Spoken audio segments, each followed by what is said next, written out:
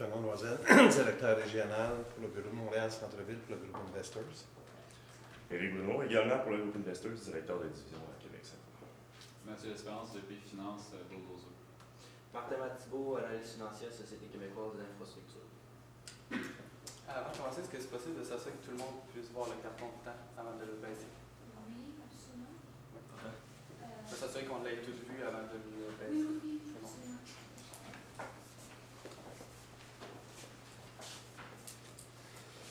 Alors bonjour, aujourd'hui on a 20 minutes pour vous prouver que si vous fiez à nos recommandations, vous saurez hausser le rendement de votre entreprise, ce qui est le but commun de chaque entreprise.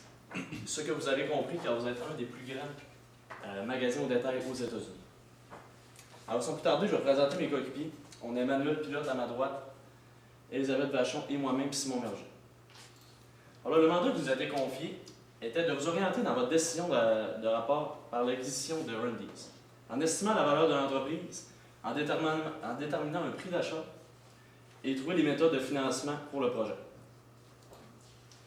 Et notre proposition, c'est de faire justement l'acquisition de cette entreprise qui va vraiment vous aider à encore promouvoir votre rendement. Alors, un petit peu dans la présentation aujourd'hui, on va commencer avec une petite analyse qualitative du projet, une analyse financière des deux entreprises, une estimation de la valeur justement de l'entreprise de Rundees avec deux sortes de méthodes de calcul de valeur qu'on va utiliser, les méthodes de financement qu'on va utiliser pour le projet, les impacts et risques suite au projet de l'acquisition justement, et nos recommandations face à ce projet. Alors, je vais passer la parole à Elisabeth pour le côté qualitatif. Merci, Simon. Donc, moi, je vais continuer avec une brève analyse qualitative. Tout d'abord, pour commencer, qu'est-ce que c'est que Kroger? C'est l'une des plus grandes compagnies de magasins au détail aux États-Unis, même, je dirais, au monde. Par la suite, les parts de marché de l'entreprise ne cessent de croître grâce, en fait, à votre politique qui est toujours de faire des acquisitions d'entreprises, ce qui fait que vos parts de marché ne cessent d'augmenter avec les années. Vos points forts, c'est vos marques maison qui sont très appréciées par les consommateurs et votre stratégie de toujours faire passer le client d'abord. Ensuite, Rundees Inc., la compagnie pour laquelle vous voulez faire l'acquisition, les points forts et les points faibles, c'est la compagnie numéro 1 au Milwaukee dans le marché de l'alimentation. C'est un réseau de distribution très solide qui pourrait être utile à l'entreprise Kroger. Par la suite, les points négatifs sont la décroissance des ventes sur 3 ans que connaît Rundees Incorporated. Les opportunités, l'augmentation des bénéfices par action que Emmanuel va vous faire part plus tard dans la présentation. Le moment favorable, comme M. McMullen en a parlé, c'est un moment favorable pour faire l'acquisition de l'entreprise, soit par le fait que l'entreprise est en mauvaise situation financière en ce moment, donc ça serait une bonne opportunité pour vous d'en faire l'acquisition. Par la suite, ça permettrait d'augmenter vos parts de marché encore une fois. Donc, comme on peut le voir ici, Kroger possède présentement 17% des parts de marché contre son plus grand compétiteur Walmart de 25%. Avec l'acquisition de l'entreprise, ça va nous permettre en fait d'augmenter nos parts de marché. De plus, si on n'en fait pas l'acquisition, une autre entreprise va pouvoir saisir l'opportunité de croître ses parts de marché, ce qui viendra encore une fois diminuer vos parts de marché, ce qui n'est vraiment pas notre but. Donc, c'est vraiment pour ça qu'on vous recommande d'y aller avec l'acquisition. Donc, je vais continuer avec les menaces. Donc, les menaces, c'est surtout la compétition féroce au Wisconsin. Donc, comme j'en ai parlé tout à l'heure, Walmart qui possède 25% des parts de marché. Major également, qui est une compagnie dans l'alimentation également, qui a prévu ouvrir des nouvelles succursales au Wisconsin. Et les supermarchés locaux également qui sont déjà présents. Donc, je vais laisser la parole à Emmanuel pour la suite. Alors bonjour. Alors moi aujourd'hui, qu'est-ce que je vais vous démontrer, c'est par l'analyse financière des deux entreprises, soit la vôtre, Kroger et Rondies, vous démontrer par rapport à votre stabilité financière, étant donné que vous avez une bonne structure financière, des bonnes performances, de bonnes rentabilités, montrer que c'est possible pour vous vraiment d'aller acquérir Rondies, qui lui est en difficulté financière ces temps-ci avec les dernières années, donc vous démontrer l'opportunité qui s'offre à vous à ce niveau-ci. J'attire votre attention au niveau de la performance, au niveau des marges nettes et au niveau des marges par rapport au BAI. Chez vous, on connaît une croissance sur les 4 dernières années, ce qui est très intéressant. On voit la croissance de l'entreprise pour le futur, donc une belle stabilité à ce niveau-ci. Et au niveau de la rentabilité des capitaux propres qui ont près de doublé sur les 4 années, donc c'est très intéressant pour les actionnaires de chez vous. Donc on assure dans le fond la sécurité à ce niveau-ci et dans le fond la bonne visibilité au niveau de nos actionnaires. Par contre, au niveau de chez Rondies, qu'est-ce qui explique que les marges ont diminué? C'est vraiment au niveau des ventes qui ont diminué par rapport à la vente qui ont eu d'entreprises, de la cessation des activités qui ont créé des pertes dans l'entreprise. C'est ce qui explique qu'on peut retrouver des marges négatives à ce niveau-ci, au niveau des 4 dernières années. Et au niveau de la rentabilité des capitaux propres, ici, pourquoi on retrouve une valeur nulle qu'on a préféré, dans le fond, ne pas mentionner, c'est que, en fond, elle est négative. En ce moment, les capitaux propres dans l'entreprise sont négatifs. Les pertes sont de plus de 300 millions étant donné la cessation et la survaleur qui était calculée dans l'entreprise. Donc ici, au niveau des actionnaires, il y a une possibilité que nous, avec notre capacité, dans le fond, de Kroger, d'aller restructurer l'entreprise et d'aller rechercher cette rentabilité de capitaux propres, comme vous l'avez si bien démontré sur les 4 dernières années. Si on continue par l'analyse quantitative, si on va plus au niveau de la liquidité de l'entreprise, au niveau de chez Kroger, la liquidité elle reste quand même stable au niveau du temps. La seule différence qu'on peut attirer votre attention, c'est au niveau de la liquidité réduite. Je prends en considération les stocks. Pourquoi la différence est si élevée? C'est étant donné que les stocks chez vous, en étant un supermarché, prend beaucoup d'importance. Donc à ce niveau-ci, c'est ce qu'on peut voir la grande majorité de la différence. Par contre, au niveau de Rondies, il y a plus de liquidité. Donc c'est peut-être un point intéressant pour nous, étant donné qu'on peut aller chercher cette liquidité-là avec l'acquisition de l'entreprise. Donc, un fait qui peut être intéressant à ce niveau-ci, il nous donne une possibilité d'aller à un autre point pour l'acquisition. Si finalement, au niveau de l'endettement, nous, on est à 82%, c'est quand même bien, étant donné qu'on diminue avec les années. On rembourse la dette, vous avez une politique de remboursement, donc c'est qui est très intéressant, vous diminuez la dette avec le temps massivement. Donc, vous allez diminuer vos charges d'intérêt et comme on peut voir, votre couverture de charges d'intérêt a près de triplé avec les 4 dernières années. Donc, à ce niveau-ci, vous assurez une sécurité au niveau de l'institution financière. Comme tout à l'heure, on va le mentionner au niveau du financement, mais qu'on va aller vers les banques, ça nous permet d'aller chercher plus de négociations, montrer une sécurité financière dans l'entreprise qui diminue étant donné le risque de faillite également. Au niveau de Rondies, l'opportunité qui peut démontrer aussi la défaillance, c'est au niveau de l'endettement, comme je vous l'explique tout à l'heure, elle est de plus de 107%, étant donné les capitaux qui sont négatifs dans l'entreprise, la dette qui ne cesse d'augmenter pour être capable de vaquer dans le fond, aux activités de l'entreprise. Et le niveau des couvertures d'intérêt que je peux attirer votre attention, le 0.076, donc on n'atteint même pas le une fois par rapport aux bénéfices de l'entreprise. Donc ici, on peut voir l'incapacité, pratiquement l'incapacité d'aller couvrir les intérêts, donc peut-être précaire à ce niveau-ci. Donc, nous, l'avantage qu'on peut aller chercher, c'est vraiment notre stabilité dans l'entreprise et notre performance qu'on est capable d'aller. On est persuadé que Kroger va pouvoir profiter à l'entreprise. Donc, en résumé, les problématiques qu'on peut découvrir chez Rondies, les principaux problèmes en ce moment, c'est vraiment au niveau des capitaux propres qui sont négatifs dans l'entreprise. On n'a versé aucun dividende aux actionnaires, donc ça, c'est un négatif qu'ils ont eu pour les actionnaires. Donc, nous, ce qu'on veut faire, c'est remettre les dividendes sur le marché. On va vous le démontrer tout à l'heure. Le déficit en 2014 est la principale cause des capitaux négatifs, des pertes de l'entreprise, du déficit qui est causé et de tous les, dans le fond, les éléments négatifs. au niveau de l'endettement excessif également et de la couverture des charges d'intérêt. Et au niveau des flux de trésorerie, ce qu'on peut remarquer, c'est que les flux de trésorerie qui sont dégagés par rapport à l'exploitation de l'entreprise première, ils ont diminué de près de 75% chez les 4 dernières années. Qu'est-ce qui explique que, dans le fond, l'exploitation première dégage moins de liquidités? C'est vraiment au niveau de la survaleur que l'entreprise avait dans le temps et qu'elle a dû rembourser cette valeur-là. Donc, elle a dû décaisser des fonds pour venir réajuster la valeur de l'entreprise. Donc, ce qui est venu créer des pertes à ce niveau-ci, diminuer l'encaisse au fil du temps, donc ce qui a affecté la liquidité et l'exploitation première de notre entreprise. De l'entreprise, je veux dire. Donc, je laisse à Simon au niveau de la calcul de la valeur. Merci, Manuel. Tout d'abord, on a choisi 2 méthodes d'évaluation pour la valeur de l'entreprise. Premièrement, la méthode des flux cash flow to the firm, en fait, qui est de savoir sur un horizon de 10 ans comment l'entreprise par année va dégager de flux cash flow, puis la ramener avec un taux d'actualisation pour connaître vraiment la valeur de l'entreprise. Ensuite, on va y aller avec la méthode des multiples.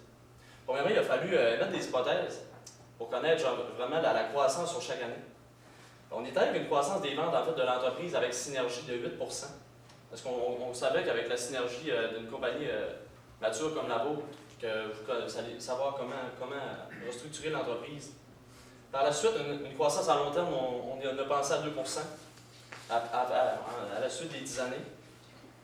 Et la croissance du BAI, c'est vraiment un facteur majeur, 1,10 à la première année, qui augmentera en fait jusqu'à la 5e année à 3,5 Par la suite, quelque chose d'assez important aussi, on a les fonds de roulement et les CAPEX, qui sont quelque chose qui vient de diminuer la valeur de l'entreprise. On est avec 2 justement des ventes annuelles de l'entreprise. Et le CMPC, bien sûr, qui est notre taux d'actualisation pour chacune des années à 10 Alors, comment on a procédé? On est allé justement avec les ventes de l'entreprise Rundees, qui passaient justement en 2013 à 3,8 milliards pour aller jusqu'à 2023, l'année N, en fait, l'année à l'infini, à 7,8 milliards de dollars. Ce qui nous donnait justement le BAI, qu'on enlevait les charges d'intérêt de l'entreprise, qui sont à peu près à qui diminuent en fait à 1,5 par année.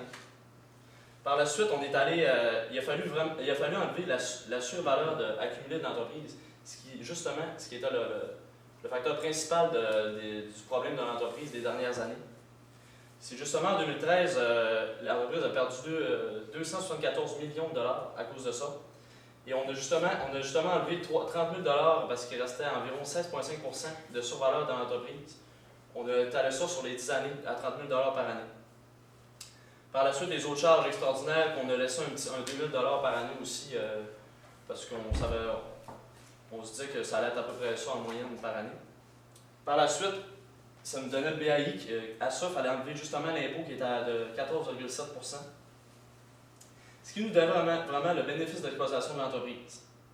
À ça, c'est sûr, il a fallu enlever en 2013 le 57 millions des entreprises que vous avez fermées dans le fond pour pouvoir dégager un petit peu plus de liquidité.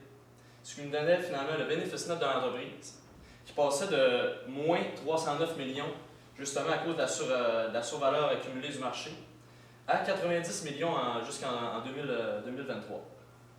À ça, il fallait justement remettre l'amortissement de l'entreprise, vu que ce n'est pas considéré comme une charge, et enlever les variations de fonds de roulement et les CAPEX de chacune des années.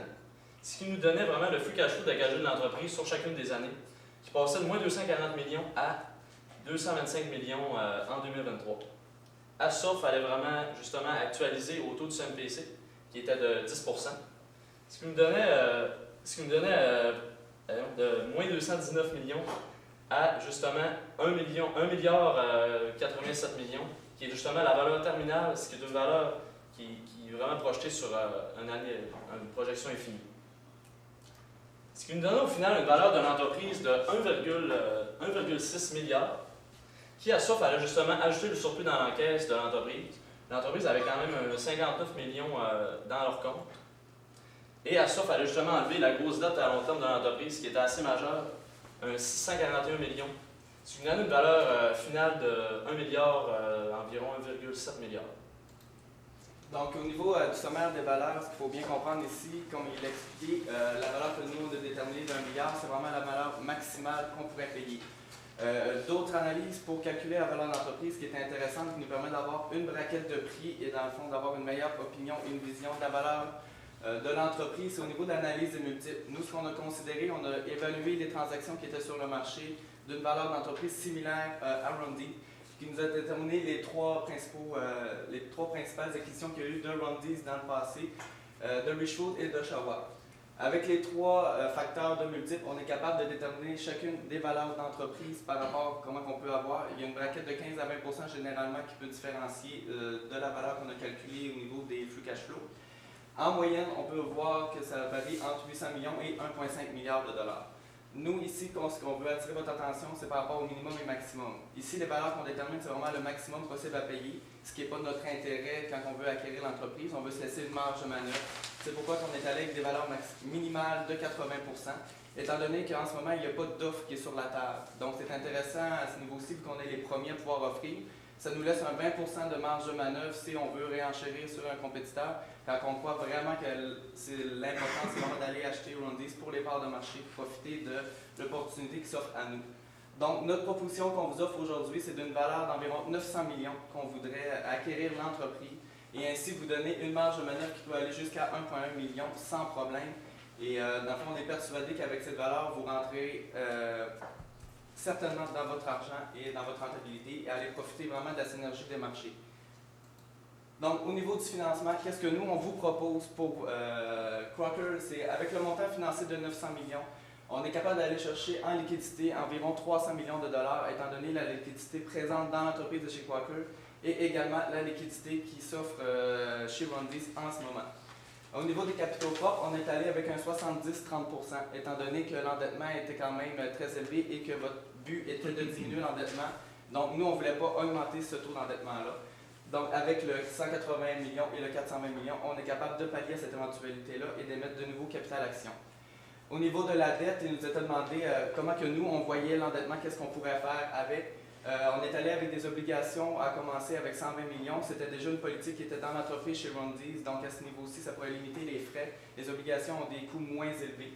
Ensuite, on irait pallier le reste du financement par les institutions financières. Donc, nous, à ce niveau-là, avec la bonne couverture des intérêts qu'on vous a montré tantôt, on croit qu'on est persuadé qu'on peut aller chercher vraiment des bonnes négociations au niveau des différentes institutions financières, aller chercher le 50 millions et aussi un marge de crédit qu'on croit nécessaire, qu'on est persuadé, étant donné que ça prend un fonds de roulement au début pour l'acquisition, ça prend des liquidités sur le moment. Donc, intéressant d'aller chercher une marge de crédit de 10 millions à ce niveau-ci. Finalement, l'impact que ça a sur les actionnaire, c'est que le nombre d'actions en ce moment, on est capable d'arriver à un prix de l'action d'environ 4,64 $. Nous, c'est la valeur de l'entreprise qu'on a déterminée. La valeur au marché était plus faible. Donc, c'est ce qui nous montre vraiment l'opportunité d'aller chercher la croissance et que le marché sous-évalue l'action de l'entreprise. Nous, en ce moment, le bénéfice par action est de 3,49 $. Donc, avec les prochaines années, sur les 5 prochaines années, toute la croissance, l'acquisition d'entreprise, qu'est-ce que ça fait? Ça augmente la valeur de notre entreprise chez vous, Crocker, avec la synergie et la croissance possible, ainsi qu'on va chercher la confiance des investisseurs. Donc, en augmentant notre valeur d'entreprise, on va être capable de générer plus de bénéfices par action, donc satisfaire les actionnaires à ce niveau-ci et augmenter leur niveau de confiance en investissant chez nous. Donc ensuite, c'est sûr qu'après, avec des projets, il y a toujours des risques occasionnés à ça. Premièrement, on a trouvé qu'il pourrait y avoir une augmentation des prix de l'alimentation, ce qui viendrait peut-être freiner un petit peu votre rendement, mais ce n'est pas quelque chose qui arrive tous les années. Ensuite, une hausse du taux d'inflation. On sait que c'est 2 % par année, donc c'est sûr que plus les prix augmentent, ça peut peut-être freiner un petit peu les gens à acheter dans votre entreprise. Par la suite, une crise financière et récession. C'est sûr que les gens dans ce temps-là sont plus portés à être sécuritaires, à moins dépenser, à chercher des aubaines. Donc, ça serait peut-être les 4 risques majeurs suite à l'acquisition. Par la suite, on revient à notre recommandation finale, c'est vraiment l'acquisition de Rundy's. Avec un montant financé à 900 millions de dollars, comme on vous expliquait tout à l'heure, 300 millions en liquidité, 420 millions en capitaux propres et une dette à 180 millions. Alors, est-ce que vous avez des questions? Merci. J'avais une question. Quand vous avez parlé de pourcentage de part de marché, donc Walmart détient 24 %, nous on est à 17 % et vous avez mentionné qu'on pourrait probablement augmenter cette part de marché-là. de combien vous l'estimez? Est-ce qu'on peut battre Walmart? Je pense pas qu'avec l'acquisition de seulement... Rodney's? Merci. Je pense pas que seulement qu'avec cette acquisition-là, on puisse gagner des parts de marché suffisantes pour battre notre principal concurrent qui est Walmart. Par contre, j'estime qu'on se doit en fait de saisir l'opportunité afin de ne pas perdre notre position en fait sur le marché. C'est avec des actions comme ça qu'on va finir par battre le géant de l'industrie. Mais je pense que pour l'instant, on a une belle place, on a une belle position sur les parts de marché, puis c'est important de se battre afin de la conserver. Surtout si je peux renchérir sur ce que tu dis. En fait, c'est ça, justement, on sait que Walmart sont freinés justement à 24-25 %. Puis votre entreprise est en continuelle croissance. De 17, on serait peut-être à 18, 19, on pourrait peut-être tranquillement aller chercher avec d'autres acquisitions, bien sûr, par la suite à long terme. Merci. Dans l'analyse financière des deux entreprises, vous dites que la marge nette est de moins 8 %. Est-ce que ça inclut la dépense prise pour le goodwill, la survaleur? Exactement. Dans le fond, nous, on est allé avec la perte qu'il y avait en ce moment de moins 300 millions de dollars pour vraiment prendre en considération. Parce que c'est des événements, on sait, extraordinaires, mais étant donné qu'il y avait vraiment beaucoup de survaleur dans l'entreprise et que ça arrivait répétitivement et qu'il restait encore une banque de survaleur à dévaluer. Donc, il fallait vraiment le prendre en considération dans la valeur de l'entreprise, que c'est réel ce décaissement-là pour prendre en considération. OK, donc vous, ce que vous dites, dans le fond, c'est que lorsqu'il y a un write-off dans les livres de la compagnie, ça affecte les encaisses de la compagnie, puis on doit le considérer dans l'analyse de discounted cash flow. Oui, exactement, parce que nous, ce qu'on a, dans le fond, découvert, c'est qu'avec l'analyse, dans le fond, l'entreprise Rodney's avait acquis des actifs à un niveau plus cher que la valeur de marché. Donc, étant donné que dans les livres, c'est la valeur au comptant qui sont exposées, quand on arrivait sur les marchés, les valeurs étaient plus faibles. Donc, ils devaient procéder à une dévaluation de leurs actifs. Donc, ce décaissement-là, ils devaient le prendre en considération dans leur montant. Quand vous avez estimé la croissance des ventes, pouvez-vous m'expliquer comment vous êtes arrivé à un taux de croissance de 8 que vous pourrez juger relativement élevé dans un marché qui est mature en concurrence, et puis dans un marché qui est souvent drivé par croissance de population, inflation, etc.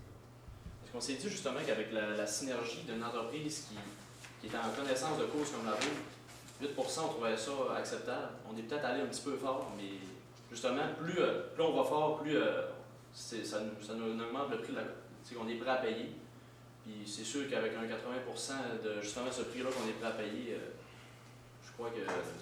Pour enchaîner, dans le fond, c'est que le 8 nous, on le considère juste sur les 10 prochaines années. Dans le fond, c'est vraiment de profiter de l'opportunité de marché et d'aller chercher la capacité, dans le fond, de l'entreprise d'aller générer des nouvelles ventes. Avec, dans le fond, ce qu'on a découvert chez Rodney's aussi, c'est ils se sont départis de ce qui ne fonctionnait plus dans leur bannière, ils se sont départis de ces entreprises-là.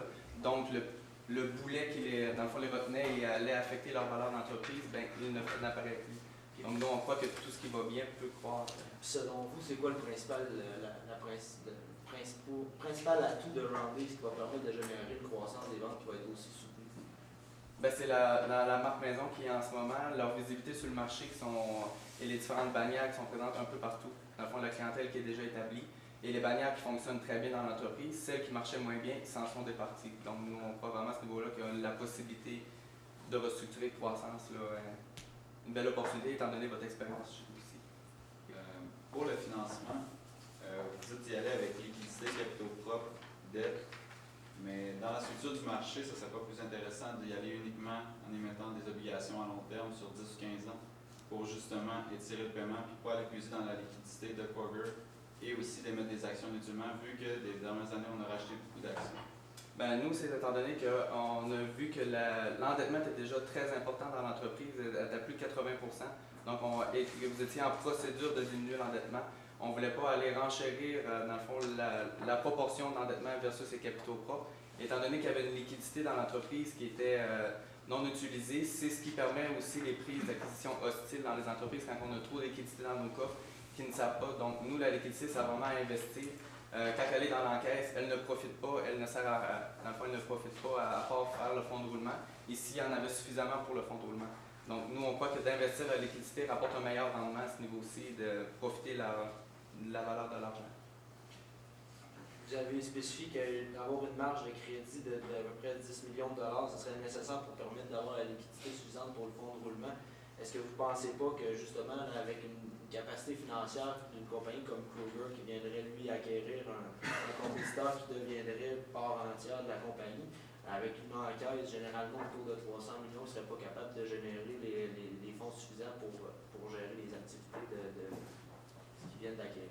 Parce que nous, c'est ça exactement. La marge de crédit, on l'a mis là en sécurité bancaire. C'est soit que si, admettons, tout dépendant de ce qu'on est capable d'aller chercher avec les institutions financières, c'est vraiment d'aller chercher une sécurité, parce que nous, on voulait vraiment placer la liquidité pour la mettre rentable. Étant donné que la marge de crédit, c'est seulement une disponibilité, nous, on l'a mis, c'est 10 millions, mais il est possible vraiment d'aller chercher le 10 millions et de le rajouter sur le 50 millions déjà présent de l'institution financière. C'est selon vraiment les besoins de l'entreprise au moment pour le démarrage là, de la restructuration de l'entreprise et tout. Dans les risques, vous dites qu'il y a l'augmentation des prix de